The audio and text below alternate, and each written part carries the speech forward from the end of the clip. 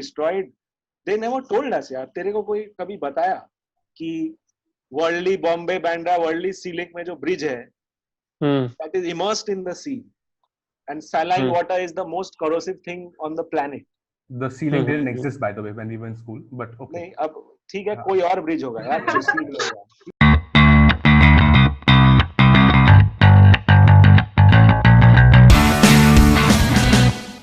Hey guys, welcome to the Desi Trip podcast with me Viraj and Akshay. Today we have with us esteemed filmmaker Akash Sharma and ESPN Cricket Info's very own sports writer, cricket writer. So many things I can talk about. Shresh Shah. So, but he does not want to be known as a quizzer. So keep that in mind. Yeah. Okay. And today we're going to talk about a lot of things, ranging from their lives, career so far to what they've learned, their journeys, and just different things that life has taught us. So many diverse backgrounds. I wonder where this conversation will lead us today. Right. Well, I think we can promise you that it will truly be a Desi trip. Like you were just so in love with sports and you just felt like being a part of the world. That's where it started, that initial thought. Obviously, the love for sport is very important, and that is something which was so close to my heart that when people would ask me what my dream job is, I would say sports journalist or a sports broadcaster or work in sports. When you are 17, 18, you have these weird dreams that I want to work at Manchester United. But as what? You can't really just walk in one day and become working there, right? And all people, I'm sure every sports fan has one day or the other opened the job section of their favorite football club to see whether there's a job available there or not. So if you can't do that and you still want to be in sport, then you have to find different avenues. But for me, it's a bit different. I've been quite blessed and privileged that I have my own family business in advertising. And while growing up, when I used to go for all these dinners with family and friends, people would ask, what do you want to be when you grow up? And the decision was that family business. Of course, when your parents have worked so hard, it's only natural that you take that hard work to the next level by getting into that. But then at a particular point, I realized that that is the easy way out. That is the easy way out in life, for me at least, and I should actually go for my number one passion. Yes, I'm blessed if my number one passion does not work out. You have a fallback, a number two thing which you can do. And in this case, it was my family business. But if you don't try what you really want to do, that's what I realized, then you will eventually be left with something unfulfilled in your mid-20s or in your early 30s. And therefore, I took this decision to get into sports. And when you do that, obviously it will never earn the same amount as you would in a business. Film has always existed for so long, right? Like, what is it about films that people are drawn to? I feel like in a way it's storytelling that's taken on a new form. And what drove you towards film? Like, what part of film is what intrigued you and you decided that this is what I want to do? I don't know why I make films. Probably I was not good at science. I was not interested in any studies. Not because the studies were not good, but because no one told us the potential of studying physics, or no one told us the potential of studying chemistry. The teachers they didn't tell us. They didn't tell us anything. So I don't know. I started watching films in class 11. My father told me watch some Hollywood films, watch Godfather. So I saw Godfather. And then something really drew me to films. That, this is a medium where I can express myself. And I can communicate things to people. And basically, film, if you watch a good film, it really goes inside you. It touches you and it makes you feel you are not alone. You feel that I'm not the only one. It makes you feel less lonely. At least the kind of films I make. And it can be a very nice tool for reflection. It can be a very nice tool for contemplation through storytelling, or not through storytelling, just through pure film. So it's difficult. What drew me, I don't know. Probably I enjoyed watching those films so much, and it moved me emotionally in so many different ways. that something drew me to it, that I must express through this avenue. But you do have the advantage of really being an auteur, right? I mean, you write your own scripts and you frame your own shots, and no one's paying you to make film, and so you can really put yourself out there in the form of film. I suppose not all filmmakers have the luxury of doing that, right? I mean, so you're placed in a bit of a different sort of filmmaking world, right, Akash? Yeah. Tell us something. If people are watching this and they want to maybe watch a couple of artsy films, right? I mean, maybe I'm using a bad term for it, but like non-commercial mass audience kind of film. They want something interesting. Do you have some suggestions? They want to discover independent cinema, basically. Yeah. So there are 3-4 platforms. One is Mubi, MUBI. I subscribe to Mubi today only. Mubi has wonderful films. It's amazing. They have the world's best films. Okay. Then there is Festival Scope. Festival Scope shows films which are currently the films which are circulating in festivals. Okay. Festival Scope is there. Mubi is there. Kindor is there. But you're telling us about the platforms. Give us like 5 of your best independent films that people can actually go and watch. You can watch Robert Bresson. You can watch Tsai Ming-liang. You can watch Nuri Bilge Ceylan. He's a Turkish filmmaker. He's very good. Alexander Sokurov. He's a Russian guy. Andrei Tarkovsky's films you can watch. And these are all available on Mubi and Festival Scope and Vimeo. No. They can be available on Mubi and all, but otherwise you have to download torrents, which is not legal. But yeah. And then there is Bela Tarr is there. In Indian filmmakers, there's Kumar Shahani, Mani Kaul. Okay. These are good filmmakers. Okay, interesting. And is there a place where people can watch any of your movies? Is it online? Yeah, it's on Vimeo. So 3 of my movies, I just made it public recently because they finished their festival journey. So they are publicly available now on Vimeo. Okay. So can we put the links into the description? If you can send it to us? Yeah. Okay. Akash, why do you have a picture of the Grim Reaper behind you? No, that's actually a painting. Okay. It's not Grim Reaper. It looks like that because of the camera. Or the Howl. Okay. No, it's a painting by a lesser known American artist. So wait, Akash, what are your favorite philosophical schools of thoughts? Like, I've heard the different types like Stoicism, nihilism, all that kind of stuff. So what do you believe in? Right now I've gotten into Vedic philosophy. Okay. So that is my current school of thought. But yeah, I like the Stoics because if you see Western philosophy, nihilism is, Nietzsche or the Greek Stoics.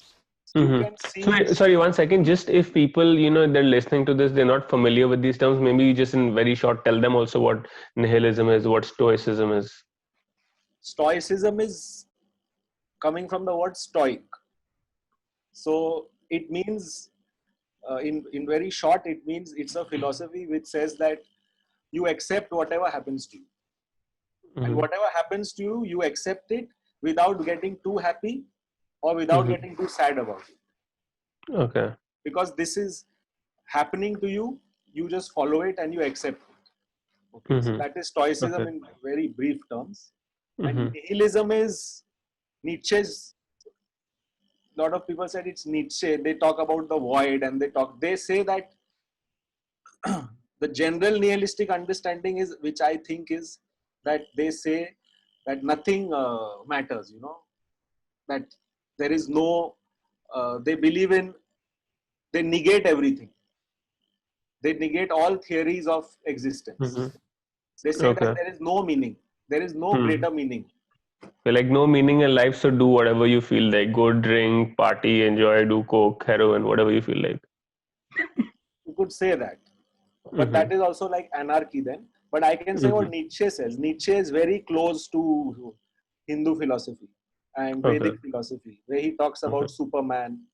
And in Hindu philosophy, the parallel is the Atman or the Paramatma. It's very interesting. There are parallels between them. Okay, so what do you find so interesting? Like, what draws you to this Vedic philosophy? Man, it's mind blowing. I mean, Mm-hmm. it's just been, I was into Western philosophy, Mm-hmm. but I got Okay. quite bored of Western existentialism because everything is about the self. Everything Mm-hmm. is about the individual and the self, and it's not as holistic. But the great Okay. philosophers of the West, including Immanuel Mm-hmm. Kant, Nietzsche, Mm-hmm. it's unbelievable how Hindu philosophy merges with them, Vedic philosophy. These days, using Hindu Okay. is become, if you say Hindu, they think you're anti-Muslim. So, Okay. Vedic is a better Mm-hmm. word. So, Mm-hmm. it's Interesting. the only civilization in 6,000 years. They wrote these things 6,000 years ago, and the way they have analyzed the human mind, okay, it's unbelievable. Like in West, there is the self. Everything is self. Hmm. Self. So say there is a voice inside you where you want to steal something, okay, Okay. but then another voice inside you tells you don't steal it, okay. So what is the difference between the two voices? Both are the self.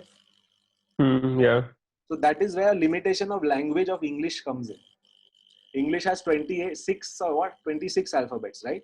Yeah. Yeah. And Sanskrit has 50 alphabets. Hindi has Okay. 48 alphabets. Now in Mm-hmm. Sanskrit, that self is divided into three further parts minimum. Okay. Okay, Okay. What do you mean divided into three further parts? so Sanskrit will say ki when you want to steal, Hmm. that is your man. Okay. Okay, As in but mind? mind. Okay.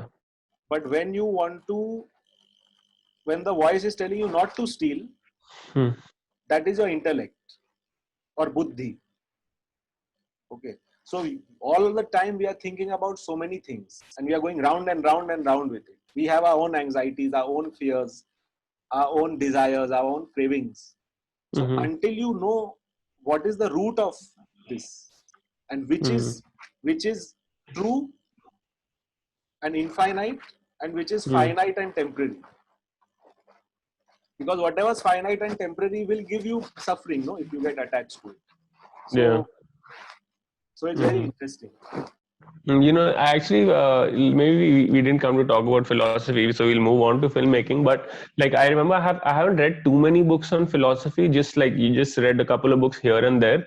But you know, when I read about stuff like Stoicism, you know, existentialism, all this kind of stuff, like the reason I personally was drawn to it was suddenly I felt that okay, you know, I am now kind of getting involved with the bigger picture of life. It's Hmm. like, you know, when you're not aware of these things, how your mind works, how people act, you know, people's way of life, like everything is so monotone, right? And Yeah. then when you suddenly start reading philosophy, you can kind of reflect on yourself, which was mind blowing for me. Yeah. Yeah. And one of the coolest ideas I think I came across was I read a book from this guy called Sam Harris, and like he's some kind of an authority on neuroscience and meditation and stuff like that. Actually, he calls it mindfulness. So Hmm. he was basically saying that your sense of self is an illusion. So, for example, like we have this belief that we are all sitting here, and Hmm. there's one mini little alien or something in the control center in our minds who Hmm. is supposed to be Akshay over here, and he's talking, he has this idea, stuff like that. What Sam Harris was basically saying is the idea that there's someone inside you controlling you, that's just an illusion, that's just a thought. So the self does not exist. It's what you think who you are, that's just a thought. I don't know if you have something to say about that. So the self exists. There is Okay. definitely an eternal self. But Okay. what he could be trying to say, I've not read him, but see, Western philosophy is very dual. It's very Hmm. dualistic and binary. Okay. Okay. Okay. So, but Oriental philosophy is very holistic. It's non-dual, non-binary, which means you will think that there is a divide between the subject and object in Western Hmm. philosophy. I'm not saying all of them. Kant and all reached Okay. that non-dual state. So you will always separate yourself from Hmm. something that is happening inside you. Or you will think that my brain is an external thing, but you can never feel your brain. actually everything is one. Everything is holistic. Everything is united in. That is what Oriental philosophy says. So we can't feel our brain. But what is the brain? The brain is what you see in front of you. That is how the brain manifests itself. So when we think that we divide it, say when we are having a craving, we suppress it. That no, don't do this. As if it's something else. So we try to suppress it. We try to bottle it up. We disassociate that from ourselves. There are two things inside us. But actually, it's a completely different system. When you realize that no, everything is one. In fact, I'm not separate from the tree also.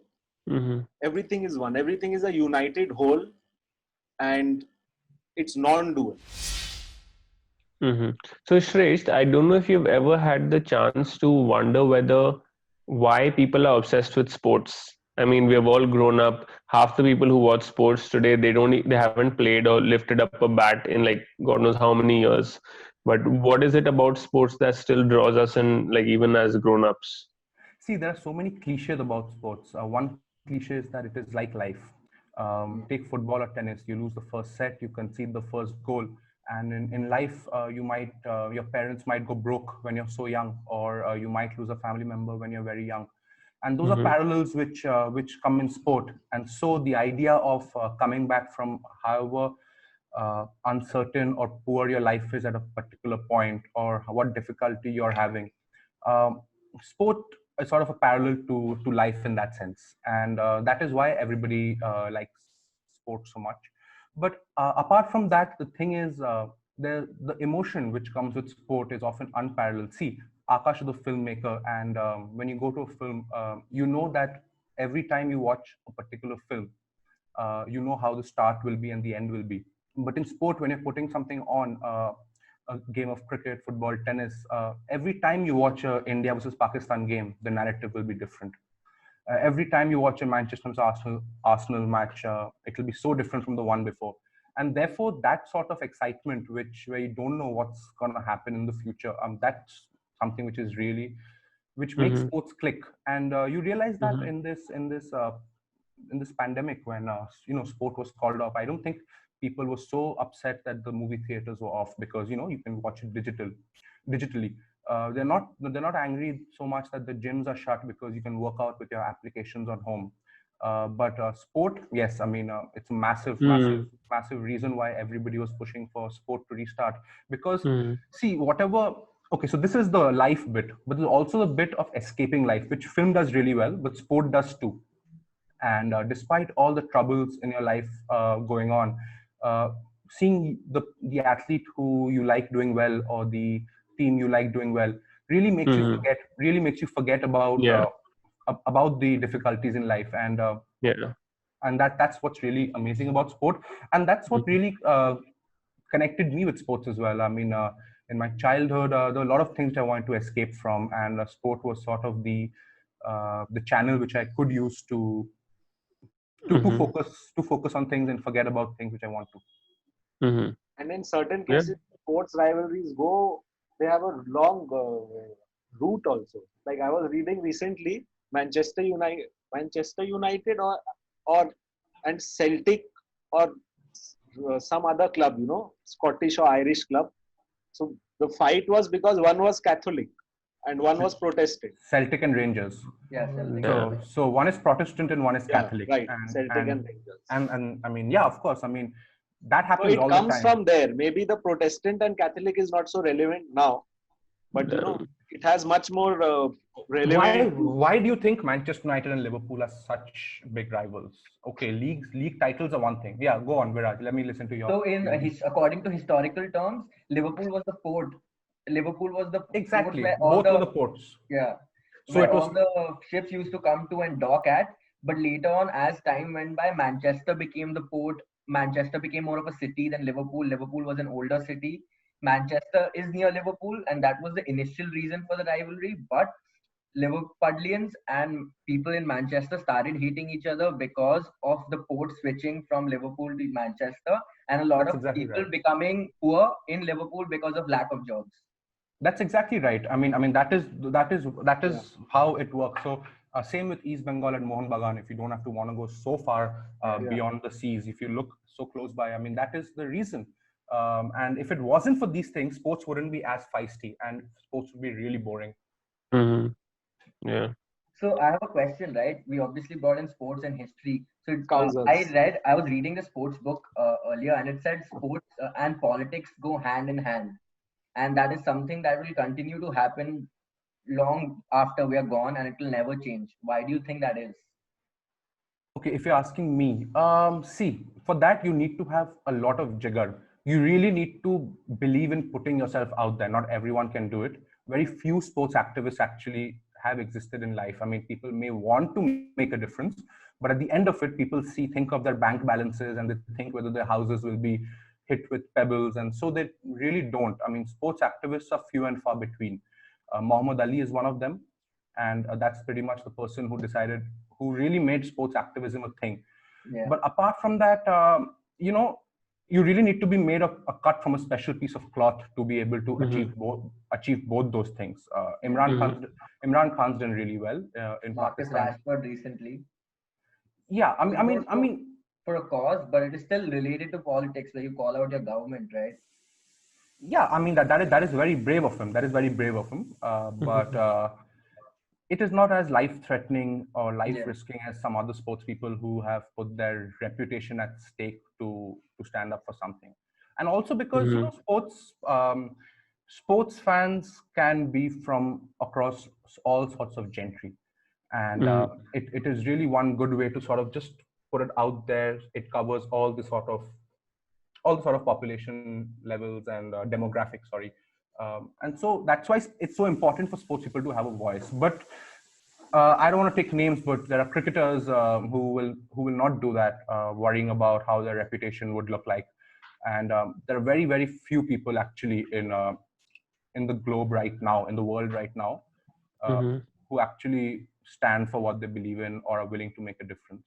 Yeah, just going off that, I was actually watching The Last Dance last month, and in that, I believe like one of the episodes, someone was running for mayor or something, like one of the even Republicans buy shoes. That's the one, right? Yeah. So where Michael Jordan says, "I cannot take a stand. I'll send him a donation so he can make his campaign happen, but I will not publicly come out and say because even Republicans buy shoes." And so that is imagine someone saying that, someone so powerful saying that, and we saw the sort of repercussions he had to face. And that is the reason why sports people these days, even if they want to have a contrarian opinion, okay, you can have an opinion which goes different from what the mass media thinks. Okay, someone might believe that, okay, yes, Hindutva is right. Someone might believe, no, Hindutva is wrong. But they'd rather just swallow it and not take a stand. The good thing about Michael was at least he put it out there, what he thought, instead of being quiet. So you got to appreciate him for that. Okay, maybe his thought process wasn't so nuanced to think beyond just the bank balance, but at least he put his thoughts out there, and that you can respect.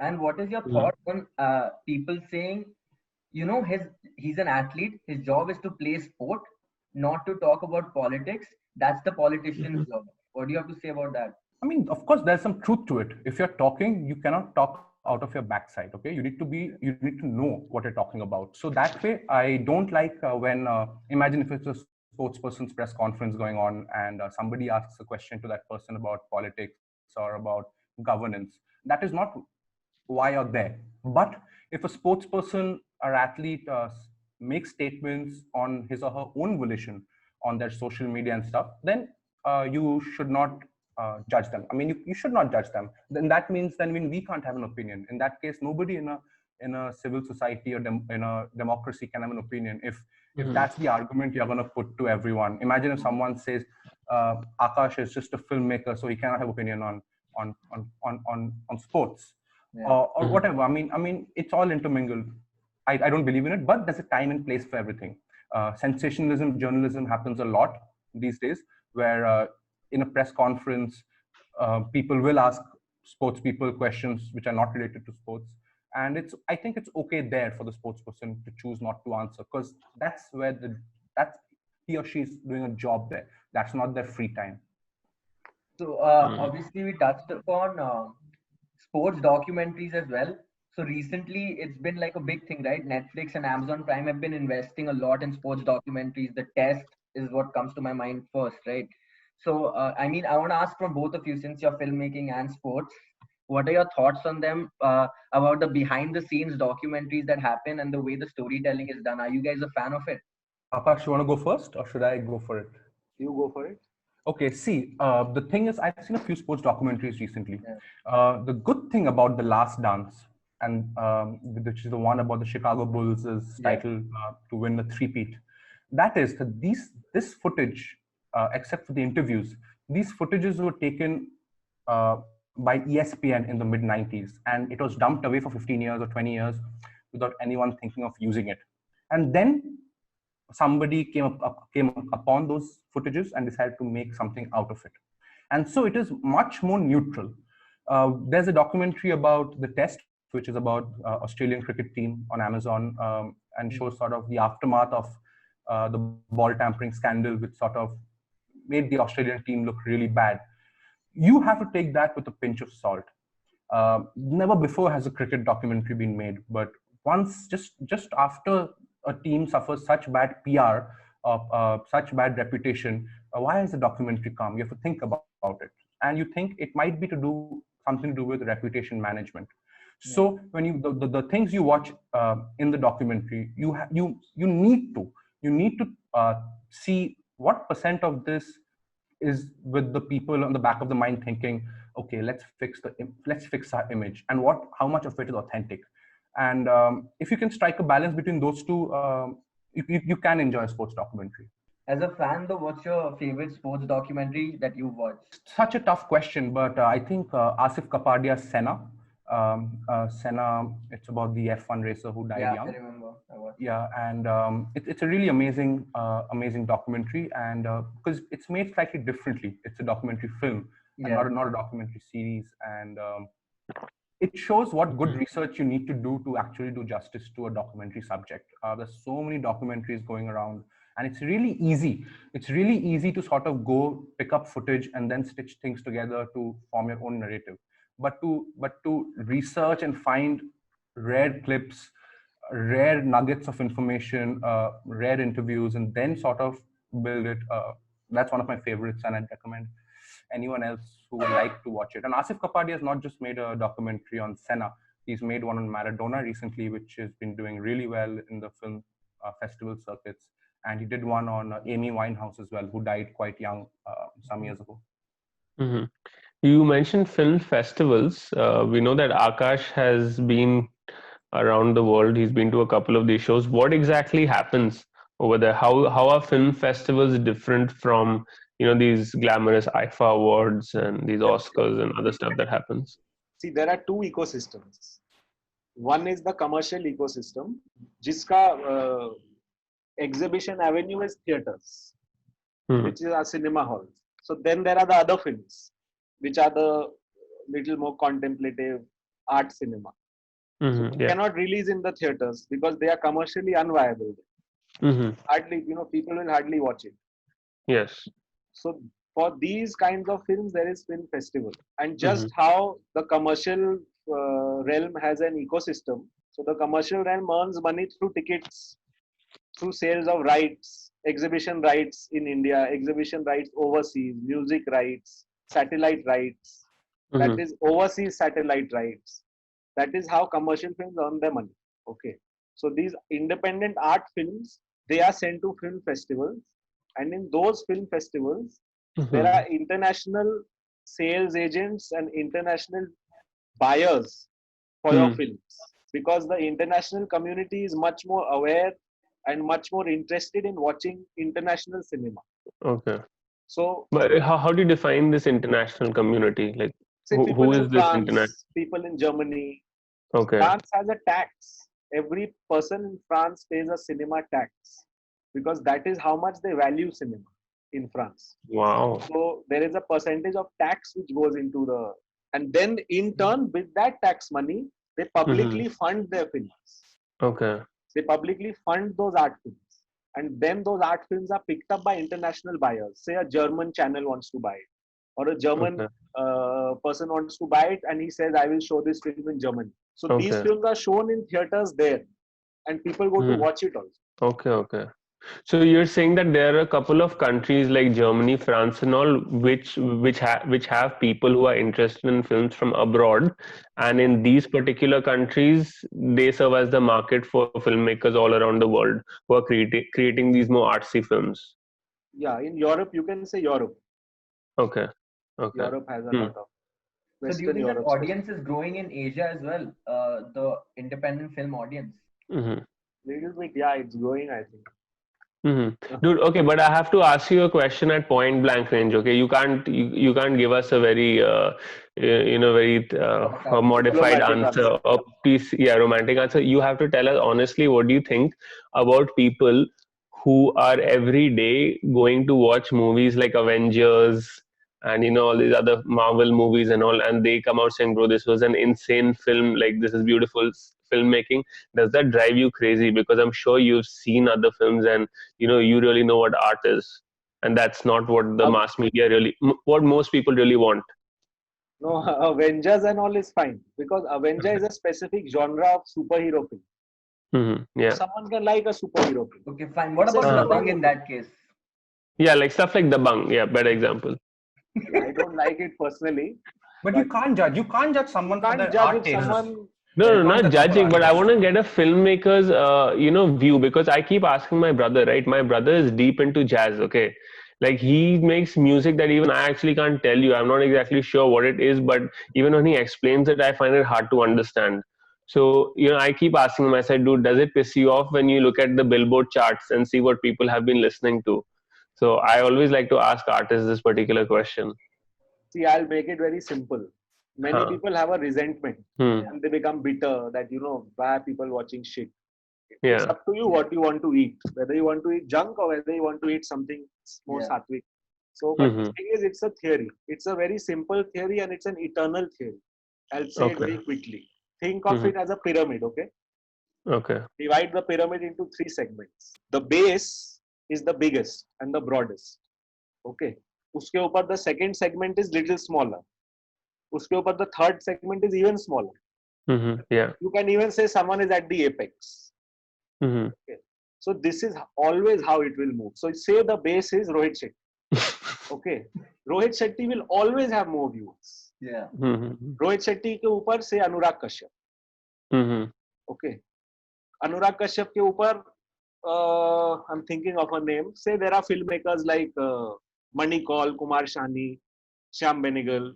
Yeah. Okay. They are there on top. The quality is increasing, but the numbers are decreasing. Yeah. And then maybe there's one guy at the apex. Sorry, Mani Kaul should be at the apex. And uske niche, Basu Chatterjee, Basu Bhattacharya, someone. Yeah. So this Okay. is how it will always remain. And this moves. This moves downwards. So there will come a point when Rohit Shetty is gone down, when he's out. Okay. Nobody likes him anymore. And Anurag Kashyap has become massive. Now Okay. everyone watches Anurag Kashyap, which is happening now. Yeah.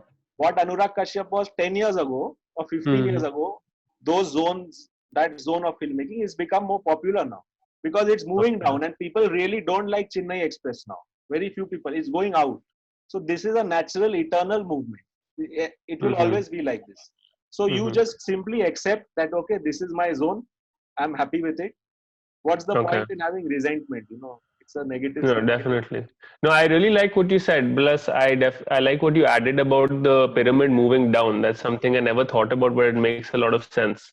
But tell me one thing. How is it that Bengalis are such good filmmakers? Like, I don't know too many names off the top of my head, but I've heard of that there's some amazing directors who have come out of Bengal. What is it with people directing in Bengal? Because I think even Patal I think even Patal I don't know if you guys have seen it recently. It was on Yeah. Amazon Prime, but dude, mind blowing. If I'm not wrong, I think the directors were Bengali, or at least one of them were. You not heard too Not many sure. names because there aren't too many. So Okay. there have been a few historically, 50s, Okay. 60s, 70s. There were Bengali people were really intelligentsia that time. They were really cultured, refined. Yeah, but That that has time to there do was with the Satyajit culture. Ray. That has to do with That the culture which Bengalis had access to, Yes, which people culture. from other part of the world did not. As other people started getting more access, from different parts of the world, like UP, Bihar, South India, Maharashtra, Gujarat. Obviously, people from other places also start making a good art. So Right. that is a myth that Bengali filmmakers are great. They were great. Satyajit Ray was there, Ritwik Ghatak was there, Mrinal Sen was there, Basu Bhattacharya, Basu Chatterjee. Okay, these people. That's all. Okay. And in modern times, maybe you can name a couple. Aditya Vikram Sen Gupta has made a couple of good films. But that's a myth that Bengalis, it was true. But because of the intersection of culture and politics post 70s, when the communists took over, that is why Bengal is in a bad situation right now. It's one of the most backward states in this country. Whether you like it or not, it is one of the most backward, regressive, unethical states in the country. Of course, there are exceptions, but that is the reason. And politics was a major turning point for it. Yeah, I'm glad Shresh actually brought this up, because this is something I wanted to talk about, but you usually can't do this on a Zoom call. But let's talk about the decline of Bengal, because as Akash mentioned, there were a lot of intelligent intellectuals living in Bengal at some point. You had people from Tagore to Satyajit Ray. Then we have a Nobel Prize winner in the city. I'm forgetting his name. Economist. Amartya Sen. You have all these guys, but whenever I talk to my uncles who have left Bengal, they've gone and they've gone on to live in different parts of the world. A lot of people look back on Bengal and say that Bengal really declined in the last 20-30 years. And some of this information is reflected in the stats, like you look at the growth rate of the state, companies coming in for investment, all that stuff has been declining from what I know. So do you guys have any theories why that has happened? I'll let Akash go first because he's lived in Kolkata. No. Akash, you go first because you've lived I haven't studied it in so much depth, but one major reason was the Communist Party, which came in the 70s. And they systematically destroyed the work culture, work ethic of the state, because they said everyone is equal. And that is a dubious claim, everyone is equal. So how everyone is equal? Yeah. You studied 8 hours in the school, in your exam, and you got 90. Say before, whatever, you studied 80 hours. Another student studied 3 hours, he got 20. Okay. But communists will say they are both equal, give them the same marks. How they are both equal? Yeah. So communism is just, this is the same logic that a lot of internet activists use, okay? And I'm sure like we have some of these Twitterati who might be listening to us at some point. But people have told me this, okay? They've said that they said that everyone's opinion is equal. And I'm like, how the fuck is that even true? Because if you as a lay person, you just got your first job out of school, or you're not even doing anything, you're just sitting at home. When you are giving suggestions on how to run the country, how the economy should be working, what the political party should be doing, like on one level, yeah, you have your right of free speech, go ahead, we need that as well. But then how the fuck can you tell me that, your opinion on the economy matters? Like when you are telling that the RBI governor is making the wrong investment decisions, dude, where are you coming from? Like, how can you say that? So do you notice these kind of trends that are happening these days with people, having this opinion more and more? Yeah, this is everywhere. This is the majority. You have to notice. So, but then you notice that this person needs more holistic education before, like what value you give to a person's statement. You give that value trying to understand how much this person already has known about this topic to make that statement. I mean, if that is the basic crux of this whole situation. I mean, why do you respect a particular academic's opinion on politics more than a particular person? Because the academic has sat in the library for the last 10 years after classes to read about the theories of politics or of economics before talking, right? And see, talk is cheap. I mean, you just open your mouth and words come out. So actually, words and talks have no value. have very little value. सब बोलते हैं. It's about जो बोल रहा है, वो कहाँ से बोल रहा है, that is more important before you make your own judgment whether this person's opinion really matters or not. And these are the same people who will say everything is subjective, everything depends, anything. So, and Akash will find you guys will find a lot of parallels to this. This is something which me and Akash have debated heavily over, in the sense that where I have spoken out of less information about something, and he finally accepts it now. Wow, what a shit moment. No. But you understand it. You understand that. Okay, you really want talking with the knowledge that you have now, and therefore you really sound stupid when you look back at it. That said, you cannot put someone's opinion down. You listen to it, but how much you give it, that's on you. You shouldn't put down someone's opinion. But are you listening, Akash? Are you listening? The problem is, I'm kidding. The problem is you take the opinion, but yeah, you take the opinion, but yeah, you have an opinion, okay, and slowly you are in that community which has that opinion. So it's your ecosystem. You have to have that opinion. My point is, you have that opinion, but at least listen to the extremely diametrically opposite opinion. Which is the problem, right? Which is the problem. The minute anyone says something that might go against the common opinions of the masses, immediately everyone comments, hates, and tries to shut that person down, right? Which is the biggest problem we are facing online today. One thing I'm really glad about is that you guys did not ask me about quizzing, and I'm really glad about it, because that is one tag I was trying to not keep out. I want, I don't like any tags, and that is one tag which I kept getting associated with for years and years and years. Long time. Yeah. So I'm actually quite glad that we did not speak about it at all, and it's cool. It's cool. One last thing I want to say is, it's cool to discuss with other things. That we are looking for things to do, this, that, but you feel life is mundane, life is monotonous, life is, every day it's the same. Every day we do the same thing. So at this age, you will feel this as a burden, that you have to do something, which is very natural. It is very natural. Yeah. But after a certain point in life, everything will still be the same, but your view of it will change. You will start finding. Right now, you feel this today and tomorrow is the same, mundane and monotonous. But that time in life, you will not think it's the same.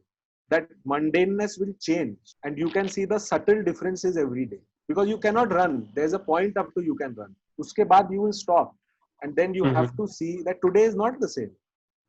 The sky today at 8 p.m. from my terrace, it's not the same. It will never be the same. Tomorrow it will be different. So the moment your vision towards life changes, it becomes more subtle. You will be truly happy from inside. But that's also something. I know Viraj wants to end it, but that's also something which you cannot constantly seek. Then you'll get lost in the illusion of seeking. Since you're hunting in that theory, Akash, जो तू theory propagate कर रहा है, if you keep seeking that theory, you will not be able to find it. वो naturally आएगा. Naturally आएगा, but you have to be aware of this. Aware. That's fine. Awareness is fine, but you can't seek it. You cannot actualize it through intellectualization. Yeah. Okay. You can have that intellectualization, but it doesn't matter until you've not actualized it. You will actualize it in the natural course of time. I think that's a wrap then. I think this was the episode that did justice to the name, the Desi Trip podcast. I genuinely loved it so much. These are things outside my comfort zone, some of the things we discussed, and I learned so much, man. These perspectives, some of which I never even contemplated until this point. So thank you guys for coming on and talking about this so openly. Thank you guys. And pleasure to come. My pleasure, bro. Hope you guys also enjoy. One later soon. And hopefully, if people enjoyed this, they'll like, share, and subscribe. And also tell us in the comments what they think of these opinions.